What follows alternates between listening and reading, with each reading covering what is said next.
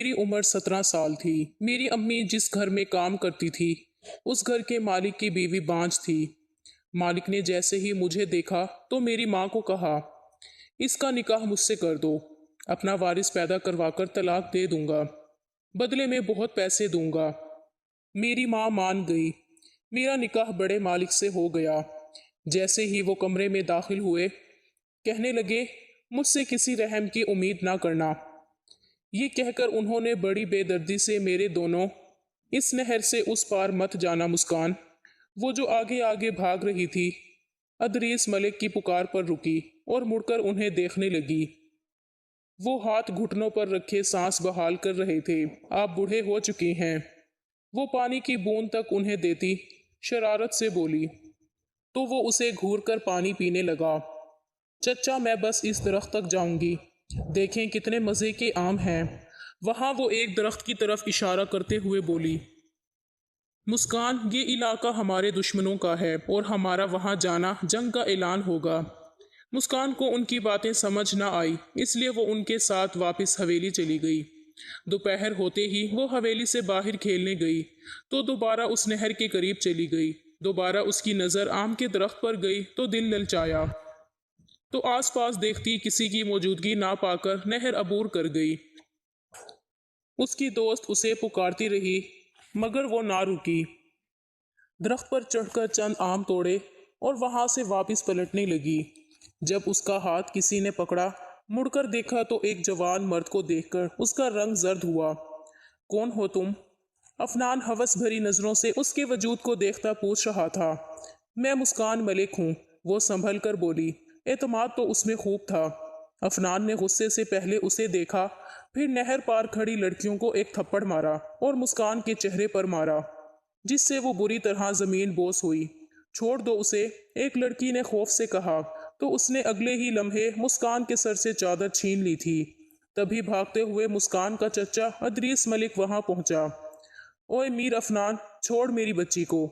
میر افنان کے چہرے پر شیطانی مسکراہٹ بکھری۔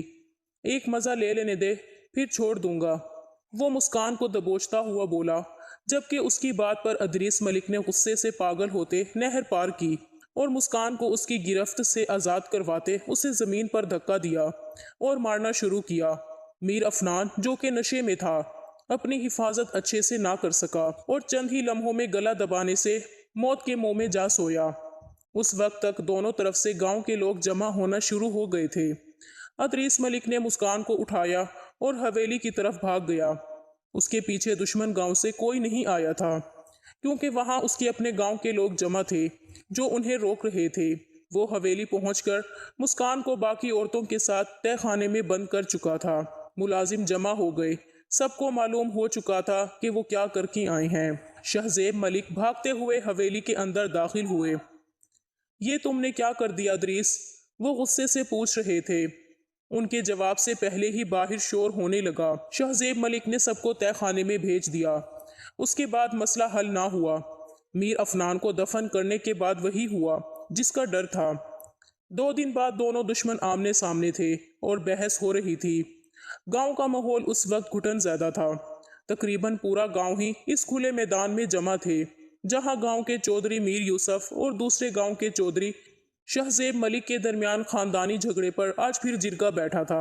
یہ جھگڑا نسل در نسل چلتا آ رہا تھا۔ ہر بار کوئی ایک اس جنگ کی ٹھنڈی ہوئی آگ کو ہوا دیتا تھا۔ ہر بار جرگے میں انسانیت کو بھلا کر کسی بنتے ہوا کی جان کو نیلام کیا جاتا تھا۔ آج بھی یہی ہو رہا تھا۔ میر یوسف کے بیٹے کو جھگڑے کے دوران شہزیب چودھری کے بھائی کو قتل کرنا چاہا تھا، جب اچانک غصے سے شہمیر اٹھا، بس بہت ہو گیا، ہمیں خون کے بدلے خون چاہیے۔ شہمیر نے بحث لمبی ہوتی دیکھ کر گھبراتے ہوئے کہا تھا۔ جرگے کا فیصلہ سنانے بیٹھے بزرگوں نے اسے ناگواری سے دیکھا۔ سارا گاؤں جانتا تھا میر خاندان کے مرد غصے میں پاگل ہو جاتے ہیں اور پھر اسی غصے میں وہ کسی دوسرے کو نقصان پہنچاتے اور خود بھی تباہ ہو جاتے ہیں۔ شہمیر آرام سے بیٹھ جائیں، بات ہو رہی ہے، ایک بزرگ نے تحمل سے کہا۔ مجھے کسی کا فیصلہ نہیں چاہیے، نہ ہی مجھے کسی کی اجازت چاہیے۔ میر شاہ اپنا فیصلہ خود کرتا ہے، وہ غرور سے بولا۔ سفید سوٹ پہنے، سیاہ مردانہ چادر کندھوں پر ڈالے، چہرے پر غصے کے تاثرات، بلا شبہ وہ ایک شہزادہ تھا۔ ماتھے پر بکھرے بال اس کے روپ کو چار چاند لگاتے تھے۔ اس 26 سالہ مرد اپنے خاندان میں سب سے حسین تھا۔ خاندان کی سبھی لڑکیوں سمیت ہر دیکھنے والی آنکھ اس کی خواہش مند تھی، مگر وہ ہر کسی کو نظر انداز کر دیتا، اور یہ بات اسے اور بھی حسین بناتی تھی۔ دیکھو شہمیر، تم خون بہا مانگو، جتنا کہو میں دینے کو تیار ہوں۔ چودھری شہزیب ملک نے اپنے بھائی کی جان کی قیمت لگائی تھی۔ وہ کسی صورت اپنے بھائی کی جان نہیں گنوا سکتا تھا۔ شہزیب ملک، جرگے کا فیصلہ خون بہا کے بدلے ونی ہے، ایک بزرگ نے فیصلہ سنایا تھا۔ چودھری شہزیب ملک کے چہرے پر سایہ سا لہرایا تھا، جسے شہمیر نے بہت غور سے دیکھا۔ دیکھیں، میں کہہ رہا ہوں، آپ لوگ خون بہا کی قیمت لے سکتے ہیں، میں اپنا سب کچھ دینے کو تیار ہوں۔ ونی کا ذکر سنتے ہی چودھری شہزیب ملک کی جان لبوں پر آئی تھی، کیونکہ ان کے خاندان میں صرف ان کی اکلوتی اور منتوں مرادوں سے مانگی بیٹی مسکان ہی تھی، جسے وہ لوگ مانگ سکتے تھے، باقی سب تو شادی شدہ تھے۔ میر یوسف کے چہرے پر غصے کے تیز ہونے سے سرخی پھیل گئی۔ وہ ونی نہیں بلکہ خون کے بدلے خون چاہتے تھے، مگر جرگے کا فیصلہ ونی تھا۔ چودھری شہزیب ملک نے بہت منتیں کی، مگر وہاں کسی نے ان کی نہیں سنی۔ یوں ایک اور بنت ہوا ونی ہو گئی تھی۔ دل پر قیامت گزارتے چودھری شہزیب نے اپنی اس 10 دن ہوئے حادثے کے اثر سے بیمار بیٹی ونی کی تھی۔ انہیں لگا جیسے ان کا کوئی حصہ ان سے چھین لیا گیا ہو۔ مسکان خاندانی دشمنی میں بندھی ہوئی تھی، وہ میر حویلی جانوروں کی طرح لائی گئی تھی۔ شاہ میر نے اس کو کلائی سے پکڑتے تیزی سے تقریباً بھاگنے سے پہلے گاڑی میں پھینکا، اور پھر حویلی پہنچ کر یوں ہی گاڑی سے کھینچتے ہوئے حویلی کے اندر داخل ہوا۔ سیڑھیاں چڑھتے مسکان جو گھسیٹتی جا رہی تھی، اسے لگ رہا تھا جیسے اس کی ٹانگیں ٹوٹ گئی ہوں۔ تمہارے باپ کو لگا وہ تمہیں بھیج کر اس دشمنی کو ختم کر سکتا ہے، تو یہ اس کی غلط فہمی ہے، شاہ میر نے غصے سے کہتے اسے بستر پر پھینکا تھا۔ نہیں پلیز، خدا کے لیے، وہ یہ نہیں جانتی تھی کہ اس کے ساتھ کیا ہوا ہے، مگر وہ لڑکی تھی، اپنی طرف اٹھتی غلط نظر کو پہچان سکتی تھی۔ وہ رونے لگی، ہاتھ جوڑنے لگی۔ اسے یاد تھا جب اس کے بابا اس کو حویلی سے لے کر نکل رہے تھے، تب اس کے خاندان کی عورتیں رو رہی تھیں، چلا رہی تھیں۔ وہ اس وقت نہیں سمجھی تھی کہ وہ کیوں چلا رہی تھیں، کیوں رو رہی تھیں، مگر اب وہ سب کچھ سمجھ رہی تھی۔ شاہ میر حیوان کی طرح اس کی جانب لپکا تھا۔ 14 سالہ معصوم لڑکی مسکان کی چیخیں پوری حویلی میں گونجی تھی۔ ساری حویلی کی عورتیں اپنے کان بند کرنے کی کوشش کر رہی تھیں، مگر افسوس، انہیں یہ چیخیں ساری رات سن رہی تھیں۔ انہیں اس معصوم پر ترس آ رہا تھا، جو کم عمری میں ہی نکاح جیسے بندھن میں بندھ کر شادی کی پہلی رات خاندانی دشمنی کی بھینٹ چڑھی تھی۔ رات بھر اس کا چلانا سب سنتے رہے، مگر کسی میں ہمت نہیں تھی شاہ میر کے سامنے اٹھنے کی۔ کوئی اس کے سامنے نظر نہیں اٹھا سکتا تھا۔ اس کے خلاف آواز اٹھانا تو بہت دور کی بات تھی۔ جب اس معصوم کا چلانا بند ہوا تو شاہ میر نے اس کے بے جان ہوتے وجود کو دیکھا اور نفرت سے دور دھکیل کر اٹھا تھا اور اپنا سامان پیک کیا، اور یوں اس پر اذیت کی داستان رقم کر کے شاہ میر اگلی صبح ہی دوسرے ملک جا چکا تھا۔ صبح ہوتے ہی وہ نکل گیا تھا، کسی نے اسے جاتے نہیں دیکھا تھا۔ صبح 9 بجے تک جب اس کے کمرے سے کوئی آواز نہیں آئی تو ڈرتے ڈرتے میر یوسف کی بیوی شازیہ بیگم اس کے کمرے تک گئی اور دروازے پر دستک دی کئی بار، مگر جواب نہ آیا۔ دروازہ دھکیلا تو کھلا تھا۔ وہ اندر داخل ہوئی تو سامنے اس چھوٹی سی لڑکی کے وجود پر نظر پڑتے اس کا دل حلق کو آیا۔ وہ بھاگ کر قریب گئی اور بیڈ شیٹ اٹھا کر اس کے وجود پر ڈالی۔ ملازمہ کو پکارنے لگی، ڈاکٹر نادیہ کو بلاؤ۔ ابھی ان کے حکم پر ڈاکٹر نادیہ کو بلایا گیا۔ باقی حویلی کی عورتیں بھی وہاں جمع ہو چکی تھیں۔ میر یوسف تو کل رات ہی کسی کام سے شہر جا چکے تھے۔ اس حویلی میں اب 2 ہی مرد تھے، میر یوسف اور شاہ میر، اور دونوں ہی حویلی سے غائب تھے۔ ان کی حالت تو بہت خراب ہے، میر یوسف کی بہن نے کہا، جو 3 سال پہلے بیوہ ہو کر حویلی آئی تھی۔ دوسری طرف کھڑی دیورانی کی بات سن کر میر یوسف کی بیوی نے اسے سختی سے گھورا تو وہ خاموش ہو گئی۔ ڈاکٹر نادیہ آئیں اور ان سب کو باہر بھیج کر چیک کرنے لگیں۔ یہ کیا کیا اس معصوم کے ساتھ؟ آپ لوگوں کو خدا کا خوف نہیں ہے؟ وہ دکھ سے بولی۔ ڈاکٹر زیادہ سبق نہ پڑھا، یہ بتا زندہ ہے یا مر گئی؟ میر یوسف کی ماں نے کہا، دیکھیں بڑی بیگم سائیں، یہ لڑکی ابھی چھوٹی ہے اور یہ کرنا اس کے لیے بہت مشکل ہے۔ آپ اس کا علاج شہر کے ہسپتال سے کروائیں، میرے بس کی بات نہیں ہے۔ وہ یہ کہتی اجازت لے کر چلی گئی۔ اماں رحم کرو، جانے کی اجازت دو، میر یوسف کی بیوی نے ہاتھ جوڑتے کہا۔ اس لڑکی کو ونی میں لایا گیا ہے، بیاہ کر نہیں، جو تم لوگ اس کی سیوا کرو گے۔ چھوڑو، ٹھیک ہونا ہوگا تو ہو جائے گی، ورنہ مر جائے۔ میرے پوتے کی قاتل کی بھتیجی ہے، یہ نفرت سے کہہ کر چلی گئی۔ پیچھے وہ تینوں عورتیں پریشان ہو گئیں۔ پھر میر یوسف کی بیوی نے ہمت کرتے اس لڑکی کو چادر سے لپیٹ کر اپنی نند رابعہ کو کہا، میری مدد کرو۔ اس کے کہنے پر رابعہ ان کے پاس گئی، یوں وہ نند کی مدد سے باہر لے گئی۔ بھابھی، اماں کوحرام مچا دیں گی۔ رابعہ کی بات پر انہوں نے تکلیف سے انہیں دیکھا۔ مجھے فرق نہیں پڑتا، مجھے بس اتنا پتا ہے کہ یہ لڑکی ابھی موت کے قریب کھڑی ہے۔ مجھے ابھی اسے اکیلا چھوڑ کر اللہ کو ناراض نہیں کرنا۔ وہ یہ کہہ کر گاڑی میں بیٹھ گئیں۔ رات ان کی وہیں گزری تھی۔ اگلے دن واپس آئی تھی۔ مسکان کی حالت کافی بہتر تھی۔ وہ سہارے سے چلتی اندر داخل ہوئیں، جہاں سامنے ہی میر یوسف اور ان کی ماں غصے سے سرخ چہرہ لیے بیٹھے تھے۔ رک جا وہی کم بخت عورت، میر یوسف کی ماں کہتے ساتھ ہی اٹھیں اور ہاتھ میں پکڑی لاٹھی لے جا کر اس کی ٹانگوں پر ماری۔ ضرب اتنی شدید تھی کہ وہ لڑکھڑا گئیں۔ یہ تیرے بیٹے کی ونی ہو کر آئی ہے، تو کیسی ماں ہے جو اس کی ہمدرد پھر رہی ہے، اسے ہسپتال لے کر جا رہی ہے۔ وہ یہ کہتی مارتی جا رہی تھی۔ مسکان خوف سے کانپتی یہ منظر دیکھ رہی تھی۔ مسکان خوف سے کانپتی یہ منظر دیکھ رہی تھی۔ کافی دیر بعد وہ یہاں سے ان دونوں کو تہہ خانے میں ڈالنے کا حکم دے کر چلی گئیں۔ اس سب میں میر یوسف خاموش بیٹھے رہے اور پھر اٹھ کر چلے گئے۔ ان دونوں کو تہہ خانے میں ڈال دیا گیا تھا۔ مسکان روتے ہوئے بیٹھ گئی۔ اسے سمجھ نہیں آ رہا تھا وہ کیا کرے۔